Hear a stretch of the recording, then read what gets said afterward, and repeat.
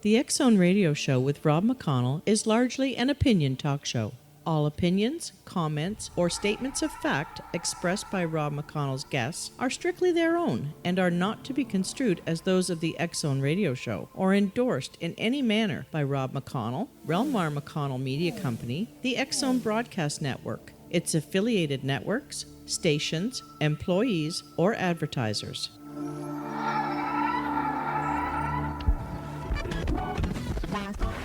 All Hit Radio.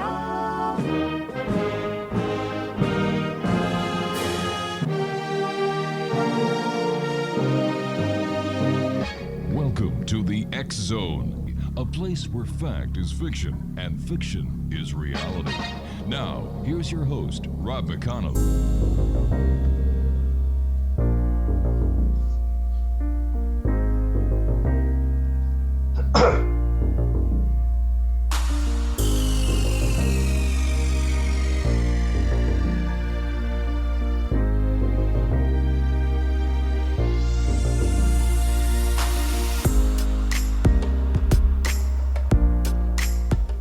And welcome to a new week here in the X Zone from our broadcast center in Hamilton, Ontario, Canada. And I am your host, your guide, as together we cross the time-space continuum to this place that I call the X Zone.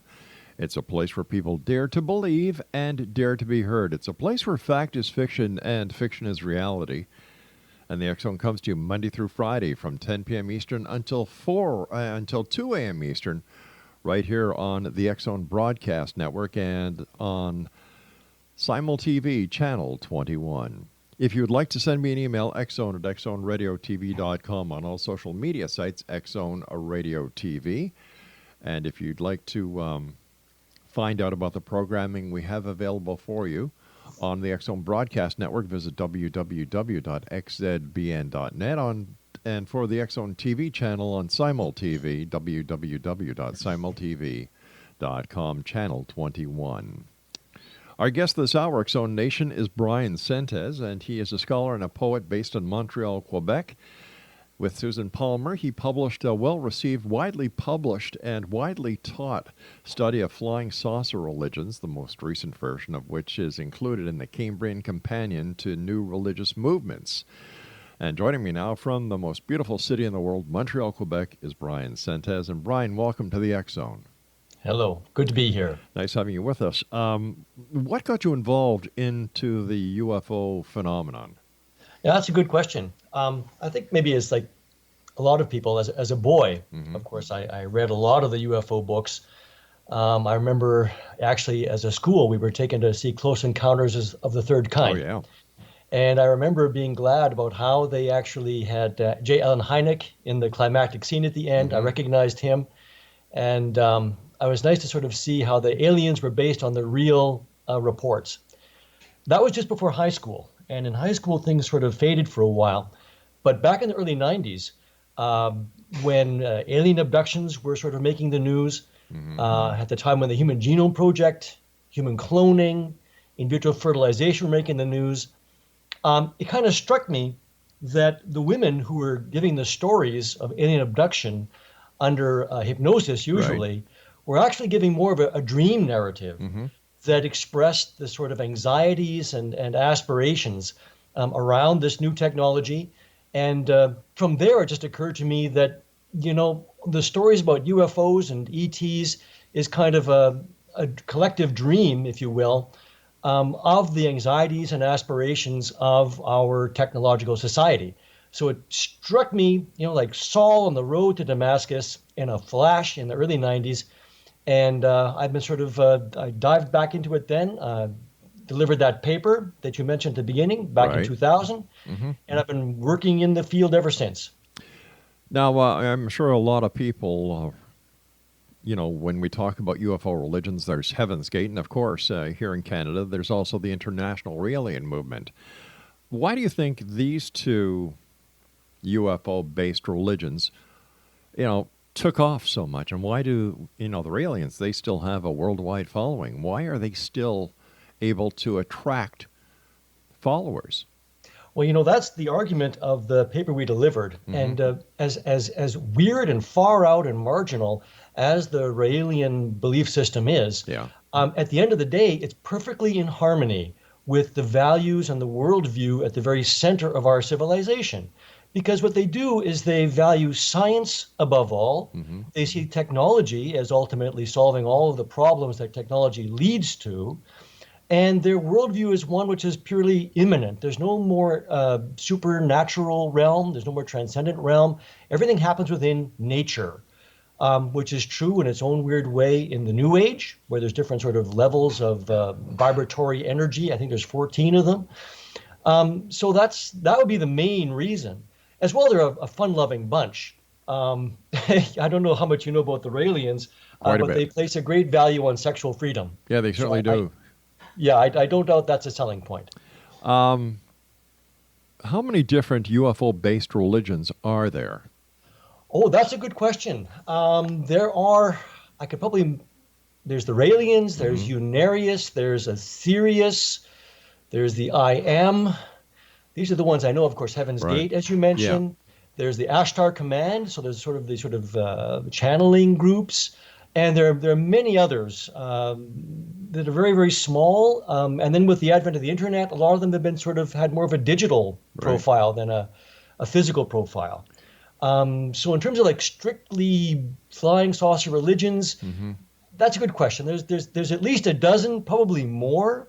But my research has sort of focused more on the UFO phenomenon in general than the very, very specific religious expressions. So based on your research, are UFOs those little lights in the sky that many people claim that they come from the Pleiades or some other far-out planet across the universe? Based on your research and your studies, are they real or are they a figment of our imagination based on the technological presence and where we are in today's societies with our stresses and everything else that goes along with day-to-day living? Well, I'd have to say probably both in a sense. On the one hand, a figment of the imagination is real too. I know I'm playing with the words a little bit there. Right. If you're asking, are they spaceships from Zeta Reticuli or the Pleiades? Yes. I find that highly dubitable for a number of reasons that we might get into. I think it truly is the case that at the end of the day, I agree with Jacques Vallée that there is a hardcore, mysterious, real, physical phenomenon. What it is a very good question. It is both physical and sort of transcendent in a way that it kind of plays with the rules of physics in strange ways. But at the end of the day, it's probably a great mix of, as you remarked, our technologically based anxieties and aspirations projected onto things that we see in the sky, lights we can't identify. And then amid all that is certainly something very, very strange whose nature I do not know. Without any substantial proof or any physical proof, why do people believe in something that can't be proven? Well, that's a very good question. I think the reason is going to be a kind of a psychological or emotional reason. Unconsciously, what's happening here is that we see ourselves. We see what we want to be. We see what we imagine ourselves to be in these stories. So in the 1950s and 60s, when flying saucers were landing primarily in Europe, right, and the little guys came out in their diving suits taking soil samples and plant samples, well, this sort of was an image that we would see on the moon later, and things that we imagined that we would be doing on Mars in the near future. So in this way, it's got a lot to do with projection. That would be my nutshell explanation. Okay. But, when we look at the UFO phenomenon, we have people who then take it from just the UFO aspect, and then there's contact, then there's alien abductions. You've got the Men in Black, the hypothetical situation where there are UFOs and extraterrestrials in Area 51. How did it grow so much? Oh, this is a beautiful story. That's a good question. I don't know if there's an authoritative answer that anyone can give you. The last thing it is aliens with underground bases working with Yeah. American scientists to develop anti-gravity technology, Stephen Greer notwithstanding. What is the case, and you get this in a great book by Mark Pilkington called Mirage Men, is it becomes very clear very quickly that the American Air Force, at the very least, picked up on the UFO mythology and began to use it for various intelligence ends. So, for example, there's the very sad story of Paul Benevitz. All right, what we're going to do here is I'm just going to hold you off here. I have to take my first break. And it's a bit of a cliffhanger. Let's look at it this way, Exonation. Exonation, our guest this hour is BRYAN Sentes. He is in Montreal, Quebec, Canada. And if you'd like to find out more about Paul, BRYAN, visit his website at www.skunkworksblog.com. That's www.skunkworksblog.com. And BRYAN and I will be back on the other side of this very short commercial break as we continue here in the X Zone from our broadcast center and studios in Hamilton, Ontario, Canada. My name is Rob McConnell. Don't go away.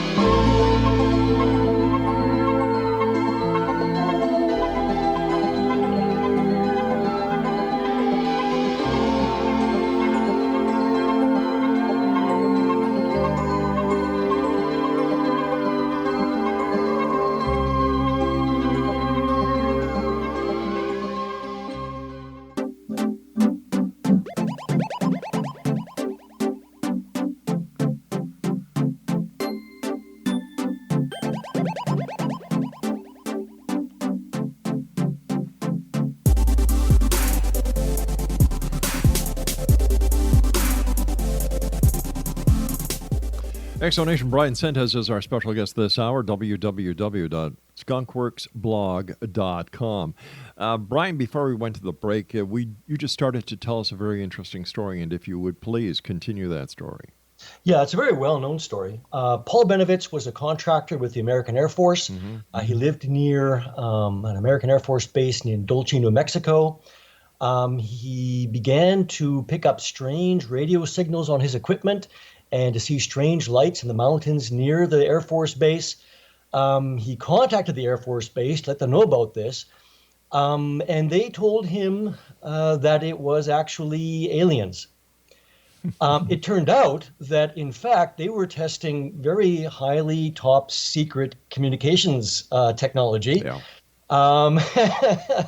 And so rather than reveal that, they fed him this line. Sadly, it led to Paul Benevitz having a kind of a nervous breakdown at the end of the day. Yeah, it's a very, very sad story. There's a book all about it whose author eludes me right now. Project Blue something. I'd have to look it up. I'm sorry. No problem.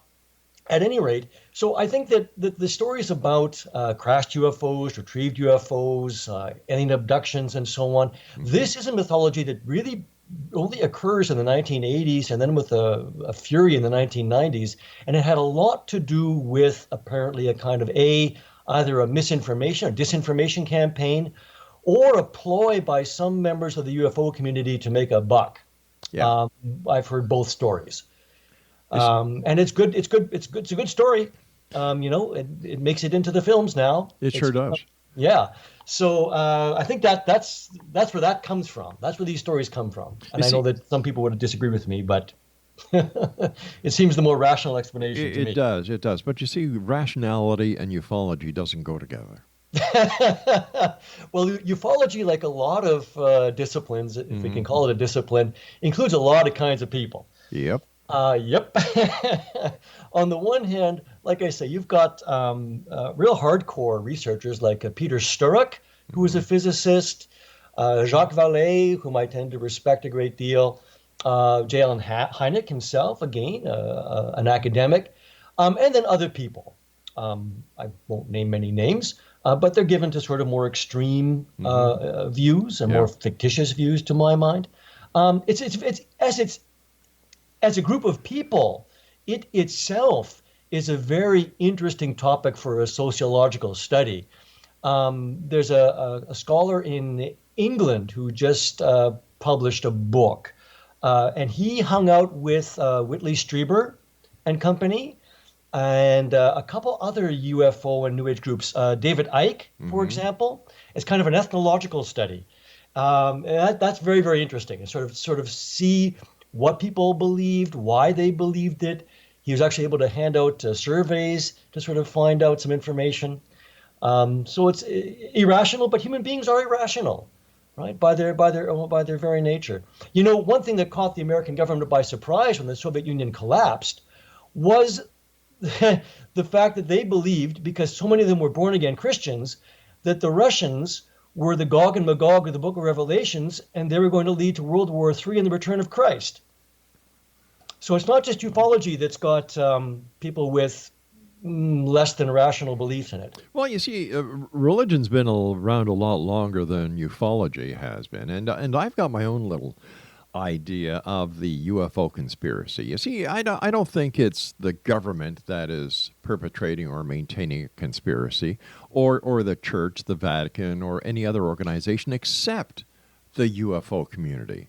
Because as long as there's a conspiracy in place, they do not have to provide any proof, because the truth is being hidden and suppressed. Therefore, the organizational structure of the ufology continues and cannot be debated.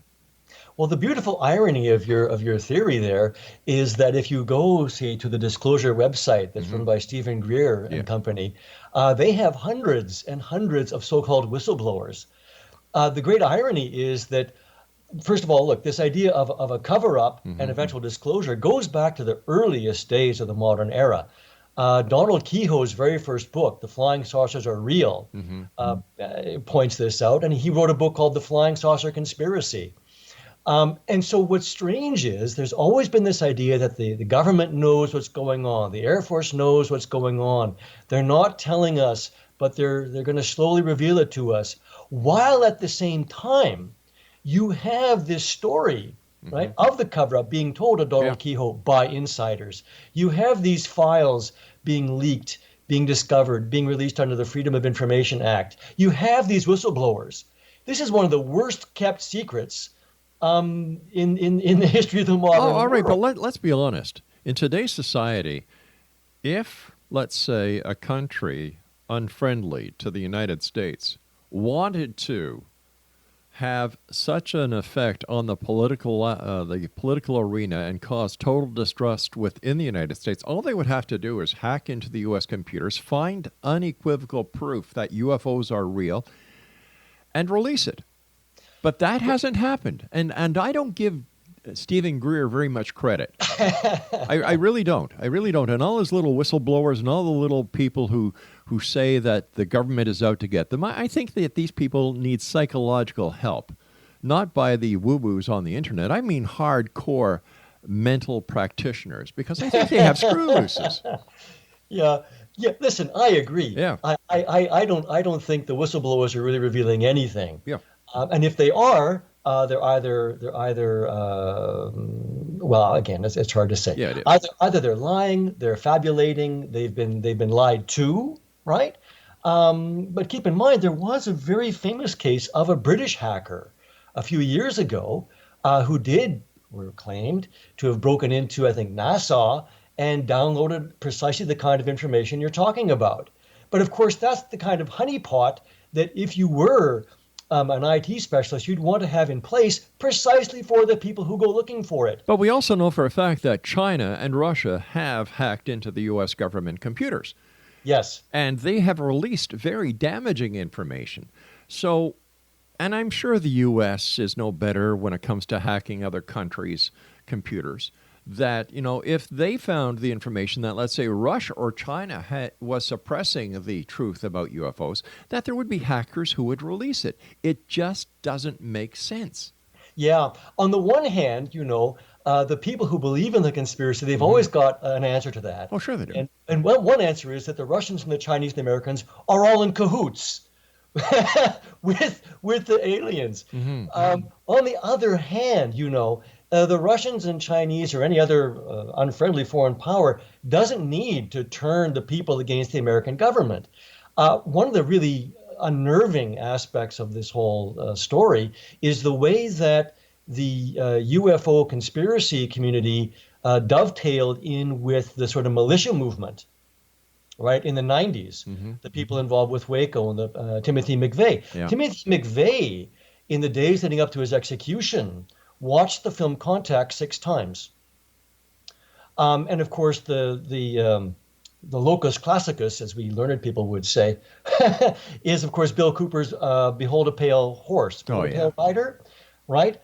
This book from 1990, which is a nightmare synthesis of precisely this anti-government, posse comitatus, militia movement mentality with the UFO alien abduction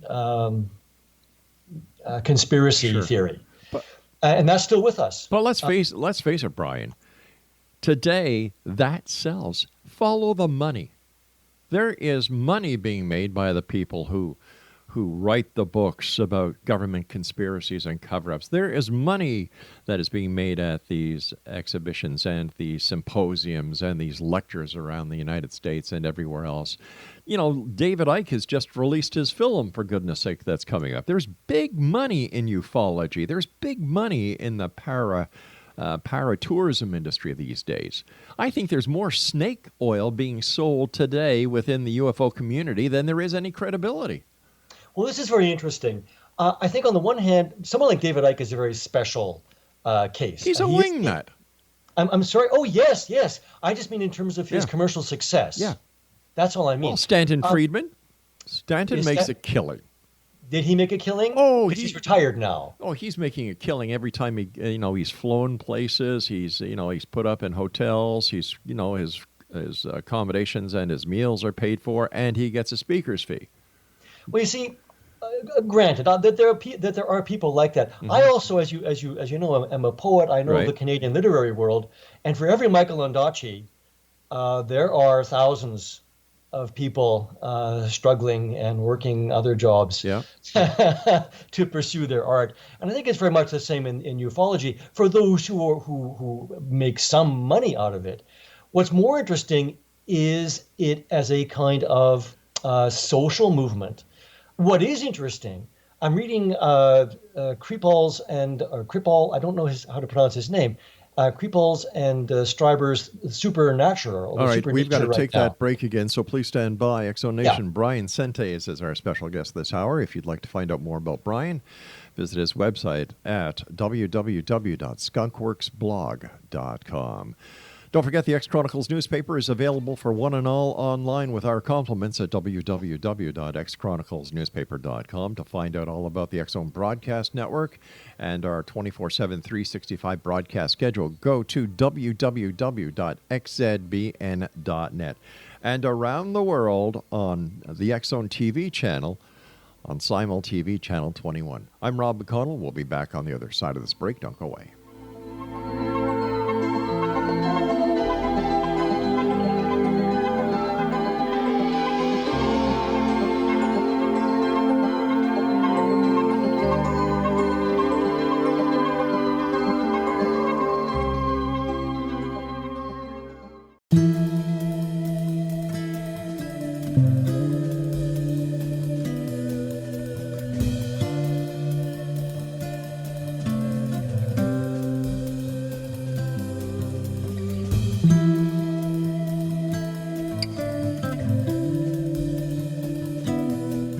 Welcome back, everyone. BRYAN SENTES is our special guest. His website is skunkworksblog.com.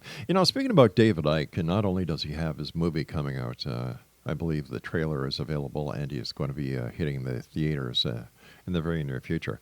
I remember doing my show from, News Talk 610, CKTB in St. Catharines, where I was the executive producer of programming. And I would do the X-Zone from 10 o'clock at night to 2 o'clock in the morning over there. And David Icke was going to be a guest on my show. I had the Niagara Regional Police contact me to see if he was going to be actually in St. Catharines. And I said, no, it's going to be a telephone interview. And I said to the officer, I said, is there a problem? He said, if there wasn't a problem, I would not be calling you. Okay. I said, no, sir, it's going to be a telephone interview. And he said, all right. We just want to make sure. Well, I came to the station about an hour and a half prior to my show, and there was an unmarked police car with 2 police detectives in front of the station for the duration of the show. Interesting. I do know that he was recently barred from speaking in Australia because of supposed anti-Semitic remarks. Mm-hmm. His anti-Semitism is questionable and problematic. But he's making money with this. Yes. It's his shtick. And yes. Earlier you were talking about how hard authors work. And there's, that you've got the odd author who makes it, and then you've got thousands who don't. And my heart goes out to them because I know for a fact there are a lot of great authors out there who don't get the break they need. However, in the UFO community, there are dedicated TV channels spreading their work, creating the demand for these speakers, creating the demand for their books, creating the demand for them to have public appearances. Authors don't have that. Well, we do, but not in quite the same way because our medium is a little old-fashioned in that regard. Although, on the other hand, I mean, just to quickly remark, Sure. there are some poets, Instagram poets is what they're called, and they publish their work online, and they have sales of their poetry books literally in the millions. Mm-hmm. Okay, so they're very rare again, and that's because of a media shift. Yeah. At the end of the day, though, I mean, on the one hand, you're perfectly correct. There is this sort of commodity side, right? This commercial side of the ufological, which I have to argue, at the end of the day, it pales compared to the kind of money that Men in Black or I understand, in, right? but Hollywood is all part of the media, and when Hollywood produces something, there's a lot of spin-offs, and a lot of these spin-offs can be found in today's UFO community, like Daryl Sims. Let me see who else can. And people like Sims, and I could go on and on. I've been doing this show now for 30 years, 5 nights a week, 4 hours a night. People say, well, Rob, how come you do your show if you don't believe? I'm looking for the truth. Yes. Plain and simple. If it's there, let's find it. If not, let's expose it. Well, what's interesting for me is that the truth is the social phenomenon. Exactly. Right? That's what's really quite striking. Mm-hmm. On the other hand, right, following Jacques Vallée and others like Peter Sturrock, hardcore physicists who've done their homework, there is sometimes some real physical phenomenon at work, which is poorly understood. One can even point to the Hessdalen lights in Scandinavia, which has been studied, but we're no near understanding what's going on there. Right. But of course, for me, at the end of the day, what's interesting is precisely the social interest. Why does this sell? Why has this grabbed our imaginations now increasingly in a worldwide way? And even more so, as I was referring earlier to the book by Whitley Strieber and Jeffrey, you know how his name is pronounced? I'm sorry, Kripal. No, I don't. I'll call him Jeffrey Kripal. He's a scholar of religion. It's the supernatural. Why the unexplained is real. And Whitley Strieber remarks about the hundreds of thousands of letters he received from people who claim to have had the same experiences that he claims to have had. But once again, the number of letters that he claims to have received were never authenticated. I grant. But what is the case is that even a Gallup poll will reveal that most people, believe, right, how seriously or not, that, half of people believe that flying saucers are spaceships from outer space. And there are non-human intelligences in the universe, some of which are interacting with us. But we all know this is interesting. We all know that any poll can be skewed to give any result. that the pollster wants.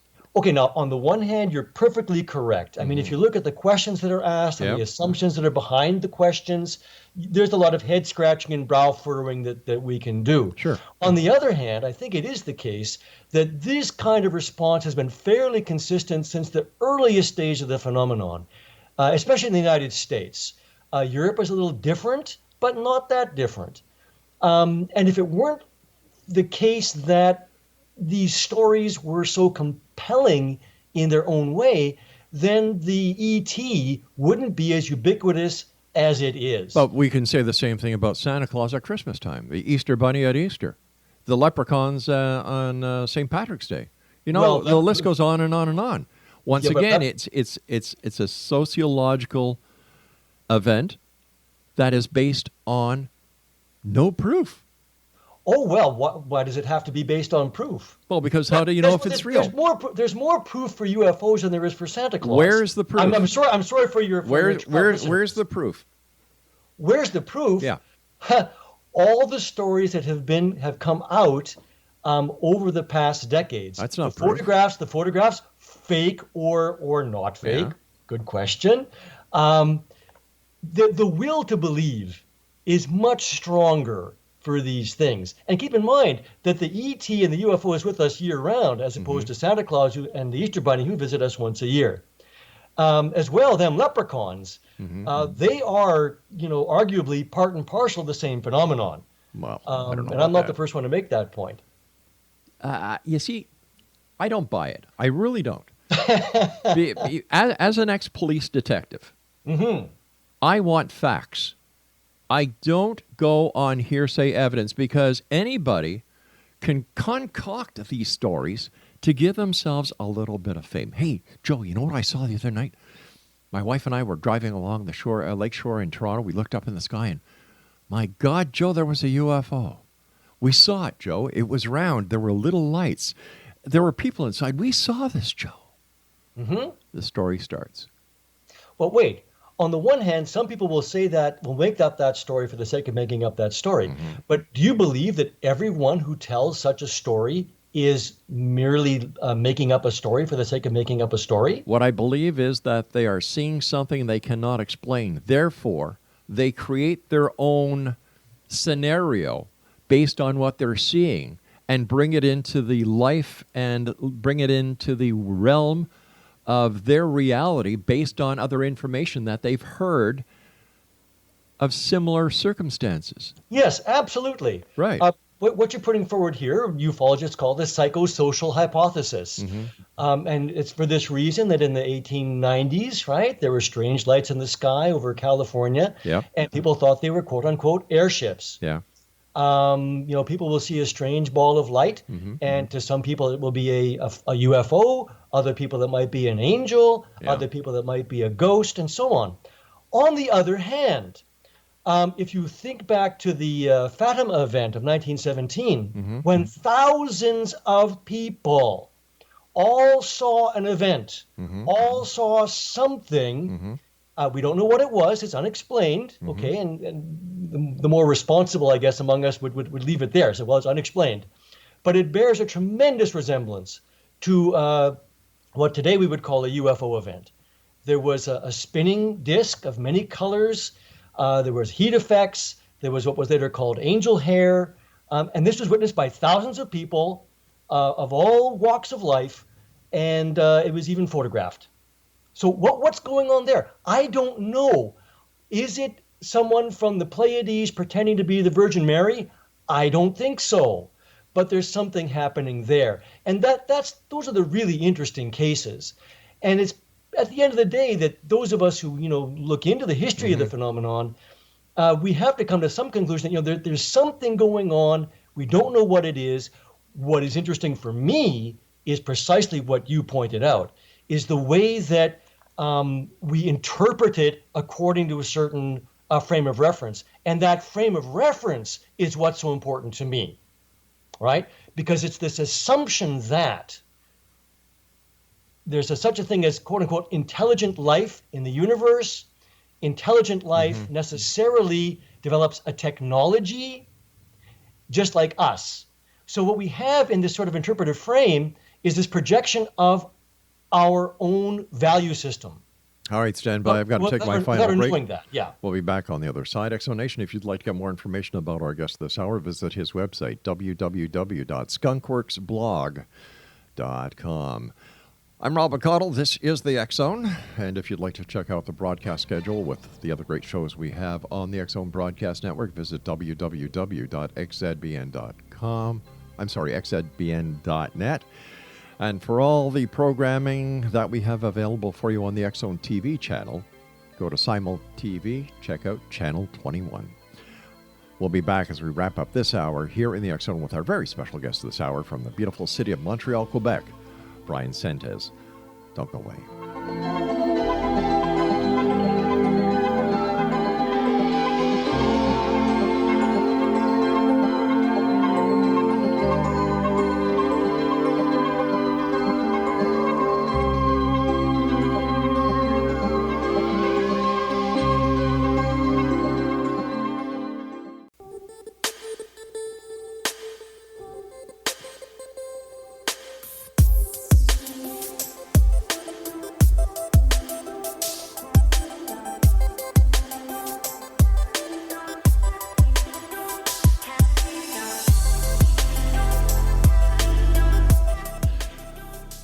BRYAN SENTES is our special guest. And first of all, BRYAN, I want to thank you ever so much for coming on the show. I have thoroughly enjoyed our hour together, and I want to thank you for the great work that you do. Oh, thank you very much. I enjoyed it very much myself so far, indeed. So far. No surprises. Listen, BRYAN, is it possible that why ufology is so predominant these days is because people have lost faith in the established religious philosophies that have kept them going for so long? Oh, that's a very, very interesting observation. Here in Quebec, where I think you were raised here, if I remember correctly. That's right, yeah. You remember there was this thing called the Quiet Revolution. Quebec used to be dominated by the Roman Catholic Church until the 1950s, and then it sort of threw that off.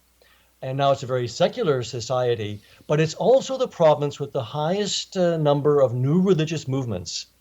And perhaps the same thing is going on in general, as you point out, that the UFO as a kind of transcendent image, as perhaps carrying euphonauts who come from more advanced civilizations that have gone through the problems that we are suffering right now. They're coming to give us answers that we need. They're something supernatural, although they're technological.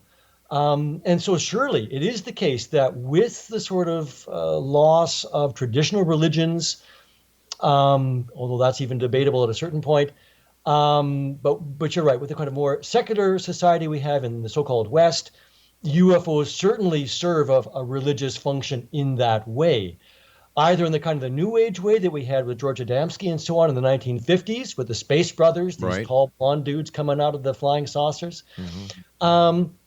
Or with sort of people like the SETI, with James Gilliland and so on, or Stephen Greer too. There's a weird sort of mixture of sort of New Age spirituality and sort of UFO paranoia conspiracy theory. It's a very, very interesting and heady mix. But at the end of the day, notice that we're simply projecting what we think we are beyond where we are. In other words, this has been my thesis for years now. The flying saucer is something technological, is a sign that technology will solve the problems technology leads to. And that I find a deeply problematic and deeply disturbing assumption. Yeah. Because at the end of the day, we're ending up with a kind of a sense that, well, if it can be done, it will be done. It also brings you to the point where I believe that humans are realizing that, hey, we're expendable. In what sense? Well, computers are going to take over. You've got artificial intelligence. You've got robots taking over the manufacturing industry. You've got ATMs taking over the banking industry. Well, it's true. I sometimes think the banks should pay me for doing the teller's job. That's a good idea. I'm going to vote for you. It is. The Raelians, they have a kind of a political arm called Paradism, I think it is. and they embrace automation. They think that robots will do all of our work, and we will be given a wonderful world of leisure and Yeah. paradisal material wealth resulting. Yeah, well, Yeah. See, it's funny. I teach college, and my students, they're young people. They're Yeah. 18, 19. And I ask them, why does technology change? And they say, well, it just advances, as if it's like the seasons changing. I say, no. You know why it changes? Investment. Technology is not something out of our control. It's something that, and we were talking about this earlier when it talks about making money. yes, Let's talk about Bill Gates. Let's talk about Mark Zuckerberg. big time. Let's talk about Google and DeepMind and AI. Why are these things being developed? Money. Money's going into it for the sake of money. And I think this is what gets occluded, dangerously so, Well, look. in the imagination of the UFO. Well, look at GM. Their profits soared as soon as they went to robotics and got rid of the manual labor. It's funny. That has been a problem since the Industrial Revolution. You might remember there were these people called the frame breakers in the 18th century, and they were called frame breakers because they were the people who used to do the weaving, and they were put out of work by the power looms. Yep. And they would break into the factories and break the frames of the power looms. So automation has been a problem for a long time. We don't mourn the fact that there aren't any typewriter repairmen or VHS repairmen anymore. And often it's the case that new jobs open up when old sort of manual jobs fall away. It's just that now things are happening so quickly. With globalization, things are exacerbated in a certain way. And so we're a lot more uneasy about automation, especially as it moves into, say, the newsroom, right? There are AIs which can write very, very simple sports stories now, for example. And people in the humanities, people like lawyers, for example, are like AI because it can help get rid of a lot of the drudge work that goes into it. But on the other hand, what happens to the people who want an articling position in a legal firm? So it's a persistent problem. I guess we'll have to ask the people from Zeta Reticuli or the Pleiades how they solved it. Two things. Number one, what is your opinion of Roswell? Give me an idea within 2 minutes, because I want to get you to read us a poem. Oh, well, I don't know if I can read you a poem about Roswell, but I can read you a poem about flying saucers. All right, read us a poem about flying saucers, then I'll ask you about Roswell. This is from the Work in Project. All right. Work in Progress. Okay, flying saucers. Tuesday, 3 p.m, the 24th of June, 1947. Kenneth Arnold of Boise, rescue pilot, businessman, deputy sheriff, and federal marshal, U.S. Forest Serviceman. At 9,000 feet, crystal clear conditions, alone in his call air between Kahalas and Yakima, an hour's detour searching for a lost transport. Out of the blue, a flash like just before mid-air crash made him look left, north of Mount Rainier, to see at 90 degrees, 9 seeming jet planes in a V pointed south. The echelon vaguely bobbing and weaving, flashing reflections, 24 miles off, against Rainier's snows tailless, flying the nearly 40 miles between Mounts Rainier and Adams, 3 times the speed of sound. The first crossed the ridge bridging the mountains as the last came over its north crest 5 miles back. 9 crescents needing to be half a mile long to be seen, flying that fast, that far away. So smooth, mirroring sunlight, like speedboats on rough water, wavering information, like the tail of a Chinese kite, wings tipping, flashing blue-white, each like a saucer skipped over water. Little faster than I normally read it, but we only have 2 minutes. So, Thank you very much for reading that. And where can Thank you. where can people get copies of your book? Oh, that's a good question. Well, you can go to Amazon, but I prefer you go to my publisher. It's DC Books. Amazon is evil. They use slave labor. Go to DC Books, or you can Google Poeta Doctus, POETA DOCTUS. That's my poetry website. And there's a page there with links to all of the books I've published. Grand Gnostic Central, is the name of the book with that poem. And there's another book with some UFO poems called Ladonian Magnitudes. And they're both from DC Books here in Montreal. Quick question. What is your opinion of the alleged crash of a UFO in Roswell, New Mexico? I think it's a wonderful story. It's a wonderful myth. And I love the fact that it's Rose well. And there's a wonderful expression called sub rosa, which goes back to the Rosicrucians. So no, I think it's a wonderful story. It's a wonderful myth. And it's part of this, what Jung called a modern myth of things seen in the sky or that crash in the sands of New Mexico. We've got about a minute and a half left. What are your final thoughts? What are your final words to the worldwide X-Zone Nation tonight? Oh, well, I would say, oh boy, that's a tough one. I would say, come to my blog, Skunkworks, skunkworksblog.com, because there I'm actually able to sort of set out these ideas in much more detail and with other links to sort of more pertinent information. I think the phenomenon is very, very important. It's as important as it is marginal and weird and far out. And it points to what's at the center and the heart of our society in ways which are very, very informative, illuminating, and distressing. As I said earlier tonight, my friend, it's been a wonderful experience having you on the show. I would love to have you back on in the future so we can discuss further topics. But for now, you and I must say so long. Before we do, give our listeners your website again. And why did you call it Skunkworks? Oh, Skunkworks is, of course, where Lockheed works on its. That's why I called it, because it's a work in progress. I see. Right, just like Lockheed. And your website, one more time? Is skunkworksblog.com. Bryan, take care of yourself. It's been a great pleasure talking to you, and I look forward to the next time you and I meet here in the X-Zone.